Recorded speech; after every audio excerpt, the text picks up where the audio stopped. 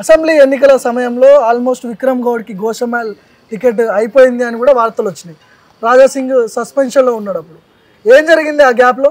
ఏం జరగలేదు. BJP party నాకు టికెట్ ఇవ్వలేదు. దానికి నేను కొంచెం బాధపడ్డ మాట వాస్తవమే. కానీ నేను పార్టీని వదిలేసి పెట్టి పోలేదే. బీజేపీ పార్టీ క్యాండిడేట్కే నేను మద్దతు ఇచ్చిన, బీజేపీ పార్టీలోనే నేను ఉంటూ క్యాంపెయినింగ్ చేసిన, అదే పార్టీ క్యాండిడేట్ని గెలిపించుకున్నాం కూడా. అవును. అదంతా అయిపోయినాక కూడా పార్టీలో మార్పు అనేది రావాలి కదా, కష్టపడ్డ కార్యకర్తలకు వాల్యూ అనేది రావాలి కదా. మేము 3.5 సంవత్సరాలు అయిపోయింది, మమ్మల్ని గుర్తించినోడు లేడు. ఈరోజు టికెట్ ఇయ్యని నుంచి ఇప్పటి వరకు మాతో మాట్లాడిన వాళ్ళు లేరు. నాలాగా టికెట్ రాకుండా కష్టపడి దూరం జరిగిపోయిన వాళ్ళు చాలామంది ఉన్నారు. వాళ్ళందరికీ ఒక్కసారైనా కాల్ చేశారా పార్టీ ఆఫీస్ నుంచి ఎవరైనా? అయిపోయిన తర్వాత లోక్సభలో అంటే ఇప్పుడు మీకు ఎలక్షన్స్ వస్తే మీరు కాళ్ళు చేస్తారు, లేకపోతే మీకు పార్టీ కార్యకర్తలు గుర్తురారా? మీకు పార్టీలో కష్టపడ్డ వాళ్ళు గుర్తురారా? మీకు ఎలక్షన్ రేపు ఉంది అన్నంగా మీకు గుర్తుకొస్తారా కార్యకర్తలు? అది నడవదు కదా. ఎన్ని రోజులు నడిపిస్తారు అట్లా? ఒక్క హిందూయిజం పేరు పైన, ఒక పోలరైజేషన్ పేరు పైన ఎన్ని రోజులు నడిపిస్తారు రాజకీయాలు? నడిపియండి, తప్పులేదు. కానీ మీ దాంట్లో కష్టపడుతున్న కార్యకర్తకు కూడా వాల్యూ ఇస్తేనే పార్టీ ముందుకు పోతుంది. నేను నా కోసం నాకే అంత కావాలి అంటే కాదు. అక్కడున్న కొంతమంది నాయకుల వల్ల మొత్తం పార్టీ పైకి రాకుండా అయిపోయింది. మొన్న జరిగిన అసెంబ్లీ ఎలక్షన్లో కూడా, రీసెంట్గా జరిగిన అసెంబ్లీ ఎలక్షన్లో కూడా ఈ ప్రభావం వల్లనే, వీళ్ళు కొంతమంది చేసిన వ్యక్తుల కారణంగానే కొన్ని సీట్లు ఓడిపోవడం జరిగింది.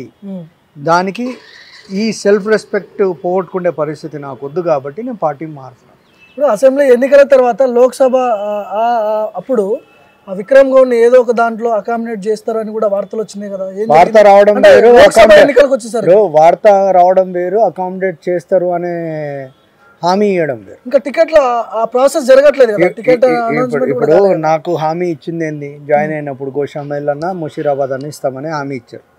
నాకు ఇచ్చిర్రా? ఎవరు ఇవ్వాలి హామీ? మీ మాట నడుస్తుందా? ఇస్తే చెప్పండి, మేము చెల్తుంది అంటే మీరు చెప్పండి, మాట ఇవ్వండి. మరి అసెంబ్లీ ఎన్నికలప్పుడు ఏం చెప్పారు మీకు? ఇప్పుడు లోక్సభ అయిపోయినాక ఇంకోటి చెప్తారు. లోక్సభ అయిపోయినాక ఇంకోటి చెప్తారు. కొత్తగా ఏం పోయేది ఏమి ఉండదు పార్టీలు.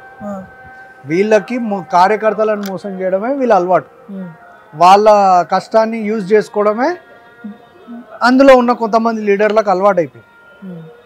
ఎప్పటి వరకు అయితే మెంటాలిటీ చేంజ్ కాదో అప్పటి వరకు బీజేపీ పరిస్థితి అట్లే. ఇప్పుడు గోషామైల్లో రాజాసింగ్ని గెలిపించుకున్నాం, దాంట్లో నా పాత్ర ఉందని మీరు చెప్తున్నారు. మరి రాజాసింగ్ మిమ్మల్ని పుషప్ చేయట్లేదా, రిఫర్ చేయట్లేదా? అరే నా కోసం కష్టపడ్డాడు కదా, పార్టీకి చెప్పట్లేదా మీ గురించి? ఇప్పుడు ఎవరైనా గెలిచేంత వరకే, గెలిచినాక నాకు ఆయన చేసిండు అని ఎవరు అనరు. నేను నా బలంతో గెలిచినా అని అంటారు. అది రాజాసింగ్ లాంటి వ్యక్తి అసలు అన్నాడు కదా, ఆయన నేషనల్ ఫిగర్. ఆయన ఏమంటాడు, నేనే గెలిచినా, నా వల్లనే గెలుచుకున్నా అని అంటాడు. కానీ నేను వీళ్ళ వల్ల గెలిచినా అని చెప్పాడు కదా. రాజాసింగ్ మీద సస్పెన్షన్ వేటు ఎత్తివేయకపోతే ఖచ్చితంగా నేనే ఉంటా అభ్యర్థి కానీ మీరు బలంగా నిజమేనా? నమ్మినా, అది నమ్మినా, పార్టీ కూడా అట్లే నమ్మి సస్పెన్షన్ ఎత్తివేయద్దని కోరుకుర్రా మీరైతే? ఎట్లా ఎత్తివేయద్దని ఎందుకు అనుకుంటా అండి? ఆయన ఒక నేషనల్ లీడరు. ఆయన ఒకవేళ సస్పెన్షన్ ఎత్తేసినా కానీ ఆయనని వేరే దగ్గర ప్లేస్ చేసుకుంటారు అనుకుంటారు. ఇప్పుడు బీజేపీ పార్టీకి రాజాసింగ్ అనేది ఒక ఎసెట్ అనుకుంటే, ఆయన ఈడ కాకపోతే వేరే కాన్స్టిట్యున్సీలో పోయి కొట్లాడినా ఇంకో కాన్స్టిట్యున్సీ నంబర్ పెరుగుతుంది. ఇక్కడనే కొట్లాడాల్సిన అవసరం లేదు. బీజేపీ అనగానే సిద్ధాంతాలు అవి ఇవి అని చెప్తుంటారు కదా, అవన్నీ సస్పెన్షన్ అయిన వ్యక్తికి టికెట్లు ఎట్లా? మరి అది పోయి మీరు రాష్ట్ర అధ్యక్షుడిని అడగండి, నన్ను ఎందుకు అడుగుతున్నారు? ఇవన్నీ అట్లాంటి క్వశ్చన్లు ఆయనను అడగండి, ఆయన ఆన్సర్ కరెక్ట్ ఇస్తాడు. టెస్ట్ ప్లేయర్ ఆయన, ఫస్ట్ డే నుంచి లాస్ట్ డే వరకు ఆయన్నే ఆడుతుంటాడు. ఆయనను పోయి అడగండి. మీలాంటి యువ నేతలు చాలా మంది ఉన్నారా బీజేపీలో ఇట్లనే బయటికి రాకుండా? బీజేపీ బలమే యువత, అది ఓట్లకు మాత్రమే పనికొస్తుంది. వాళ్ళని లీడర్లు చేసే ఆలోచన బీజేపీ పార్టీ ఉండదు. వాళ్ళని యువత అంటే యూత్ మోడీకి ఓట్లు వేయడానికి మాత్రమే పనికొస్తారు. వాళ్ళని లీడర్షిప్కి మాత్రం బీజేపీ పార్టీలో యూత్కి అవకాశం లేదు. ఎవరైతే బలం లేదో, ఆదరణ లేదో, ఎవరినైతే పబ్లిక్ గుర్తుపట్టదో వాళ్ళు మా జాతకాలు డిసైడ్ చేస్తారు. చెప్పండి, మీకు టికెట్ రాకుండా అడ్డుకున్నది ఎవరు బీజేపీలో? వాస్తవంగా మాట్లాడుకుంటే నాకు టికెట్ రావడానికి అడ్డుకోవడానికి ఏముందండి?